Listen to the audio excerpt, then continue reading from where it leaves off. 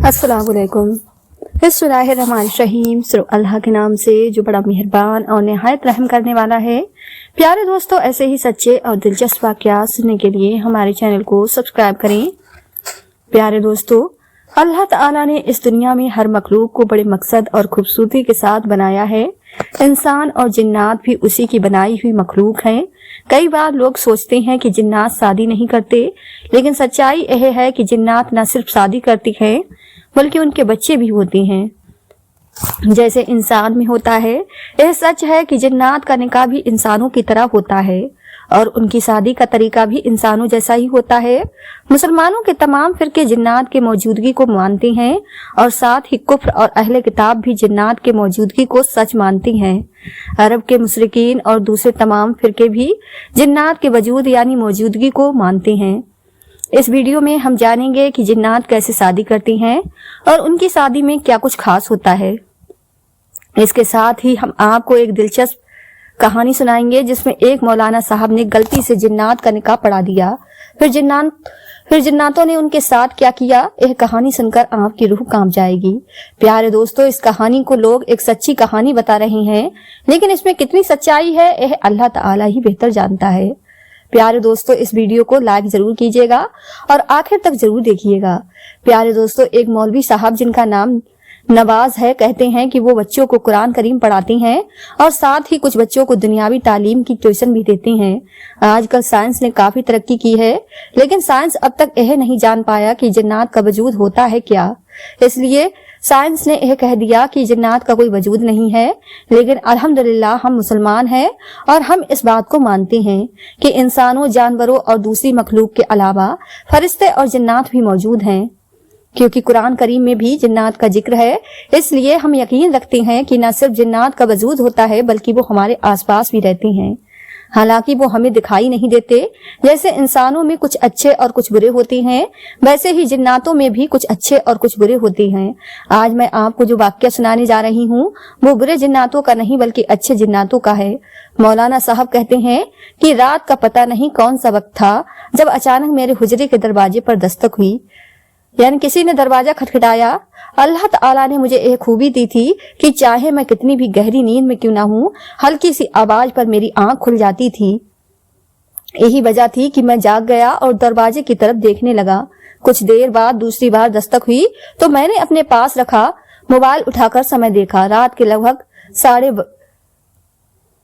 3:30 बज रहे थे। तीसरी बार किसी ने दरवाजा खटखटाया और मेरा नाम भी पुकारा। मैंने जल्दी से दरवाजा खोल दिया। बाहर देखा तो 2 अजनबी नौजवान खड़े थे। मैंने उन्हें पहचानने की कोशिश की, लेकिन उन्हें पहले कभी नहीं देखा था। मैंने पूछा, जी बताइए आप कौन हैं? उन्होंने कहा, मौलवी साहब, हमारे यहाँ शादी है और हम आपको निकाह पढ़ाने के लिए लेने आए हैं। मैंने कहा, माफ कीजिएगा, लेकिन मैंने आपको पहचाना नहीं, जरा अपने बारे में बताइए। उन्होंने कहा, हम पड़ोस वाले गांव से हैं। मैंने पूछा, आपका नाम क्या है? उनमें से एक ने कहा, मेरा नाम जंजार है और इसका नाम इफक है। मैंने मन ही मन में सोचा, यह नाम तो बड़े अजीब हैं। थोड़ी देर बातें करने के बाद मैं उनके साथ चलने के लिए तैयार हो गया। मौलाना नवाज बताते हैं कि उस वक्त मार्च का महीना था, इसलिए रात थोड़ी ठंडी थी। वो दोनों मेरे आगे आगे चल रहे थे और मैं उनके पीछे पीछे। उनकी चाल बहुत तेज थी, लेकिन मेरी वजह से उन्हें धीरे चलना पड़ा। करीब 20 मिनट चलने के बाद उन्होंने अचानक अपना रास्ता बदल लिया। यह देखकर मैं परेशान हो गया, क्योंकि गांव तो दूसरी तरफ था और जिस तरफ वो जा रहे थे वहां एक बड़ा मैदान था। उस मैदान में आमतौर पर दिन के समय गांव के लड़के क्रिकेट वगैरह खेलते थे। मैंने पूछा, भाई आप लोग कहाँ जा रहे हैं? गांव तो इधर है और यहाँ तो सिर्फ मैदान है। उन्होंने जवाब दिया, जी असल में गांव में जगह नहीं थी, इसलिए हमने सामियाना यहाँ लगाया है। मैं चुपचाप उनके पीछे पीछे चलने लगा। वो दोनों बार बार पीछे मुड़कर मेरी तरफ देखते थे, जैसे यह यकीन करना चाहते हों कि मैं उनके साथ आ रहा हूँ या नहीं। चलते हुए मैंने दोबारा पूछा, सुनो भाई, आपके यहाँ शादी ही है? उन्होंने कहा, जी हाँ। मैंने कहा, तो यह खामोशी क्यों है? कोई आवाज सुनाई नहीं दे रही है, क्योंकि हम मैदान के करीब पहुंच गए थे, लेकिन वहां बिल्कुल सन्नाटा था। उन्होंने जवाब दिया, इंतजाम तो है, लेकिन निकाह के बाद सब शुरू होगा। फिर वो फिर से चलने लगे। करीब 5 मिनट और चलने के बाद मुझे वो सामियाना दिखा। 2 मिनट और चलने के बाद हम उस सामियाने में दाखिल हो गए। वहाँ लाइटिंग का बहुत अच्छा इंतजाम किया गया था। मैं चारों तरफ अजीब नजरों से देख रहा था कि तभी किसी ने कहा, खुशामदीद मौलवी साहब। मेरे सामने सलवार कमीज पहने एक आदमी खड़ा था। जंजार जो मुझे लेकर आया था, उसने कहा यह दूल्हे के बाप है और इनका नाम सरदार मानस है। सरदार मानस ने कहा, आइए मौलवी साहब, मैं आपको ले चलता हूँ। वो आगे आगे चलने लगे और मैं उनके पीछे पीछे। एक जगह पहुंचकर उन्होंने एक आदमी की तरफ इशारा करते हुए कहा, यह दुल्हन के बाप हैं और इनका नाम सरम साहब है। मैंने मुस्कुराकर सरम साहब की तरफ हाथ बढ़ाया। उन्होंने गर्मजोशी से मेरा हाथ पकड़कर हिलाया। मैंने महसूस किया कि उनके हाथ बहुत ज्यादा गर्म थे, लेकिन मैंने इस पर ज्यादा ध्यान नहीं दिया। मैं हैरान था और मेरी हैरानी की वजह यह थी कि उस सामियाने में मैंने अभी तक उस गांव का कोई भी जाना पहचाना चेहरा नहीं देखा था। सब के सब अजनबी थे। मैंने दुल्हन के बाप से कहा, यहाँ गांव का कोई इंसान दिखाई नहीं दे रहा है, क्या बात है? उन्होंने जवाब दिया, बस यही बात आपको परेशान कर रही है। फिर उन्होंने एक लड़के को बुलाया और उससे कुछ कहा। वो लड़का तुरंत वहां से चला गया। थोड़ी देर बाद मैंने गांव के कुछ लोगों को आते हुए देखा, जिनके गांव में परचून की दुकान थी। फिर अहमद साहब, शेर दिल साहब, गुलाम अली और शाहिद अली। इन सबको देखकर मुझे इत्मीनान हुआ। मैंने नजर साहब से पूछा, आपकी दुकान कैसी चल रही है? उन्होंने चौंकते हुए कहा, दुकान ठीक चल रही है। इसके बाद मैंने गांव के और लोगों से बातें की।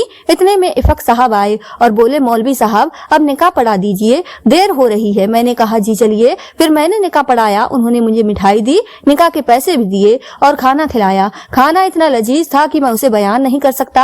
इसके बाद इपक और जंजार जो मुझे लाए थे, मुझे मेरे दरवाजे तक वापस छोड़ने आए। फिर वो वापस चले गए। घर पहुंचकर मैंने वजू किया और सोने की तैयारी करने लगा। वजू करने के बाद जब मैं बिस्तर पर लेटा तो मैंने सोचा कि टाइम देख लूं, अगर फजर की नमाज का वक्त हो गया हो तो नमाज पढ़ लूं। जब मैंने मोबाइल में समय देखा तो मेरे होश उड़ गए, क्योंकि मुझे ऐसा लगा कि मुझे बाहर गए हुए काफी समय हो गया था, लेकिन मोबाइल पर देखा तो ज्यादा वक्त नहीं गुजरा था। सुबह मैंने उस गांव में जाकर उन लोगों से बात की जिनसे रात को मिला था। जब मैंने उनसे रात के वाक्य के बारे में पूछा तो उन्होंने कहा, हम तो रात को अपने घर से कहीं निकले ही नहीं, किसी शादी में भी नहीं गए। ये सुनकर मैं हैरान रह गया और वापस आ गया। जब मैंने मिठाई और निकाह के पैसे देखे तो मुझे यकीन हो गया कि यह मेरा वहम था।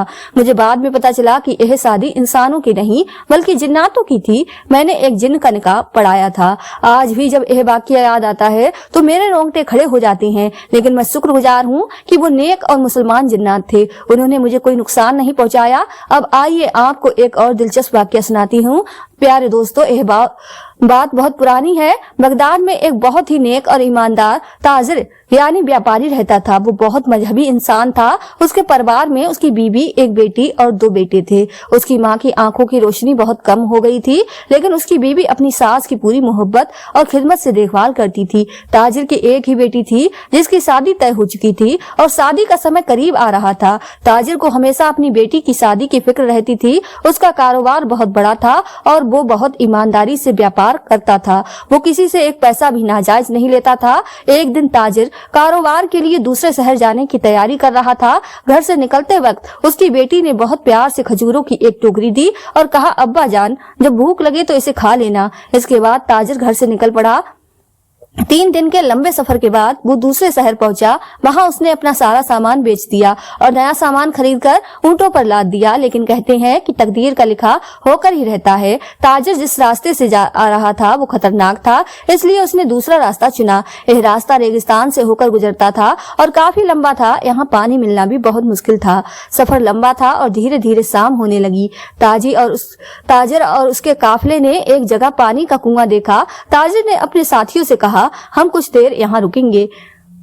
रेगिस्तान की शाम का नजारा बहुत ही खूबसूरत लग रहा था। ताजिर टहलता हुआ हाथ में खजूर की टोकरी लिए कुएं की तरफ बढ़ा। वहां कुएं के किनारे बैठकर अल्लाह ताला की तारीफ करने लगा और उस हसीन नजारे को देखता रहा। ताजिर ने कुएं के पास बैठकर खजूर खाना शुरू की। वो खजूर खाता गया और को अपने पास रखता गया। अचानक न जाने उसे क्या ख्याल आया, उसने एक खजूर की गुठली उठाई और जोर से निशाना लगाकर कुएं में फेंक दी। जब उसने कुएं के अंदर देखा तो हैरान रह गया, क्योंकि कुएं का सारा पानी सुर्ख यानी लाल हो गया था। वो सोचने लगा कि शायद यह सूरज के डूबने की वजह से हो रहा है, क्योंकि शाम के वक्त सूरज लाल नजर आता है। इसके बाद ताजिर दूसरी खजूर खाकर अपने काफिले के पास लौट गया। रात हो गई, सबने ईशा की नमाज पढ़ी और आराम करने लगे। ताजिर एक तरफ बैठा हुआ अपनी ही सोच में डूबा हुआ था। अचानक उसने देखा कि पास से एक जनाजा गुजर रहा है। वो हैरान हो गया, क्योंकि रेगिस्तान में तो दूर दूर तक कोई आबादी नहीं थी।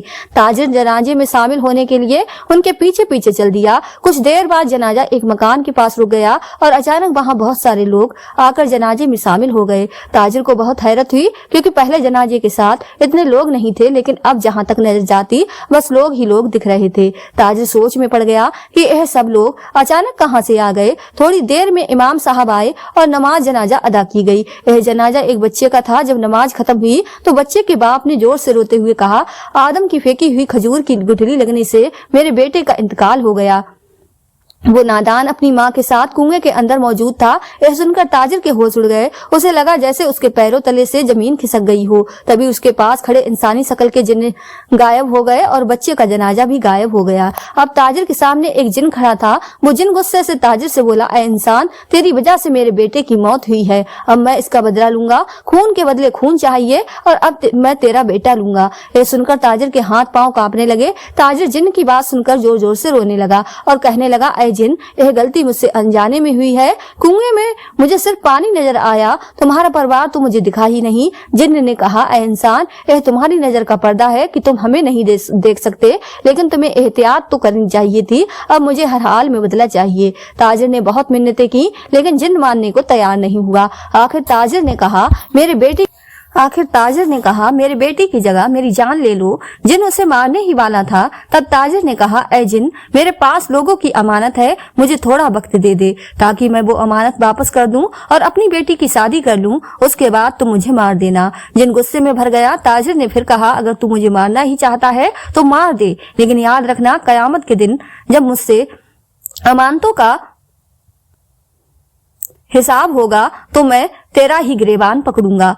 जिन सहम गया और जिन कहने लगा कि मैं तुझे 40 दिन की मोहलत देता हूँ। 40वें दिन शाम को इसी कुएं पर जाना, वरना मैं तेरे परिवार में से किसी की भी जान ले लूंगा। ताजिर ने कसम खाई और जिन से वादा किया। जिन ने उसे जाने दिया। जब ताजिर बदहवास हालत में काफिले में वापस पहुंचा तो काफिले वाले बोले, जनाब, आप कहाँ चले गए थे? हमने आपको आवाजें दी, लेकिन आप अकेले ही चलते जा रहे थे। ताजिर ने कोई जवाब नहीं दिया और चुपचाप रहा। अगले दिन ताजिर काफिले के साथ अपने शहर की ओर रवाना हो गया। जब वो घर पहुंचा तो जिन से वादा किए हुए 10 दिन बीत चुके थे। ताजिर अंदर ही अंदर बहुत परेशान था और खून के आंसू रो रहा था। उसने अपने परिवार और माँ से गले लगकर बहुत रोया। उसके इस रवैये से घर वाले हैरान थे। वो सोचने लगे, यह पहले भी तिजारत के लिए गया था, लेकिन इस बार इसका हाल ऐसा है जैसे हमसे हमेशा के लिए बिछड़ने वाला हो। एक दिन ताजिर कब्रिस्तान के पास से गुजर रहा था। उसने वहां एक सूफी बुजुर्ग को अल्लाह का नाम लेते हुए देखा। ताजिर उनके पास जाकर बैठ गया और जोर जोर से रोने लगा। सूफी बुजुर्ग ने कहा, बेटा, जिस डर से तू फंसा है उसे अपने दिल से निकाल दे। मौत का खौफ इंसान को जीते जी मार देता है। मौत तो हर इंसान की अटल हकीकत है। मौत एक दिन सबको आनी है। उन्होंने कहा, अपने आसपास वालों को देख, यह तुझे सिखाएंगे कि यह दुनिया दिल लगाने की जगह नहीं है। रोने के बजाय अपनी तैयारी कर और उस असली दुनिया के सफर के लिए सामान जुटा ले। ताजिर ने दरवेश से पूछा, बाबा, मैं अपनी मौत के लिए कैसे तैयारी करूं? दरवेश ने जवाब दिया, तुझे अपने साथ भलाई, नेकी, मोहब्बत, इंसानियत, दूसरों की मदद और सच्चा ईमान लेकर जाना चाहिए। सबसे पहले अपने गुनाहों से तौबा कर ले। अगर तेरे पास किसी की अमानत या कर्ज है तो उसे लौटा दे। अगर तूने किसी का दिल दुखाया है तो माफी मांग ले, और अगर किसी ने तुझ पर जुल्म किया है तो उसे माफ कर दे। अगर तेरे माँ बाप जिंदा हैं तो उनकी खिदमत कर। अगर तेरी बीवी बच्चे हैं तो उनका भी ख्याल रख और अपनी बेटी की शादी कर दे। अगर तू दौलतमंद है तो ज़कात दे दे और जरूरतमंदों की मदद कर। पहले अपने घर वालों का हक अदा कर, फिर अपने रिश्तेदारों का, और उसके बाद अपने पड़ोसियों और यतीम बेसहारा लोगों की मदद कर। दरवेश ने आखिरी हिदायत दी, अपने दिल की राज अपने परिवार को बता देना। राज कभी मत छुपाना, वरना कब्र में एक दिन खुद ही छुप जाएगा। ताजिर वहां से वापस आया और अपनी बेटी की शादी कर दी। उसने दरवेश की बातों पर अमल किया। जब 40 दिन पूरे होने में सिर्फ 8 दिन बचे थे तो उसने अपनी बीवी और बच्चों को सारा सच बता दिया। उसने जिन के बच्चे की मौत का पूरा वाकया सुनाया। यह सुनकर घर में कोहराम मच गया। घर वाले उसे रोकने लगे, लेकिन ताजिर ने कहा, अगर मैं ना गया तो मैंने अपने परवरदिगार की जो कसम खाई है उसका क्या होगा, मुझे जाना ही होगा। ताजिर ने घर वालों से आखिरी बार गले मिलकर विदा ली और 40वें दिन शाम को उस कुएं पर पहुंच गया। ठीक उसी वक्त जिन वहां आ गया। ताजिर ने कहा, ऐ जिन, मैं अपने वादे के मुताबिक यहाँ आ गया हूँ। तेरा शुक्रिया कि तूने मुझे 40 दिन की मोहलत दी। मैंने अपनी जिम्मेदारियां पूरी कर दी, अमानत लौटा दी और अपनी बेटी की शादी भी कर दी। अब मैं अपने अंजाम के लिए तैयार हूँ। जिन ने ताजिर की बातें सुनी और कहा, ऐ इंसान, तूने अपनी ईमानदारी से अपना वादा पूरा किया। तू भाग सकता था, लेकिन तूने ऐसा नहीं किया। मैं उसी अल्लाह ताला को मानता हूँ जिसे तू मानता है। मैं तुझे माफ करता हूँ और तेरे ऊपर जो सजा थी उससे तुझे आजाद करता हूँ। अब तू घर लौट जा। ताजिर खुशी खुशी अपने घर लौट आया। प्यारे दोस्तों, यह कहानी हमें सिखाती है कि सच्चाई, ईमानदारी और अपनी जिम्मेदारियों को निभाने से हर मुश्किल हल हो जाती है। अगर आपको यह कहानी पसंद आई हो तो कमेंट बॉक्स में हमें जरूर बताएं और अपने प्यारे दोस्तों के साथ जरूर शेयर करें। मिलते हैं एक नई वीडियो के साथ। दुआओं में हमेशा याद रखें। अल्लाह हाफिज।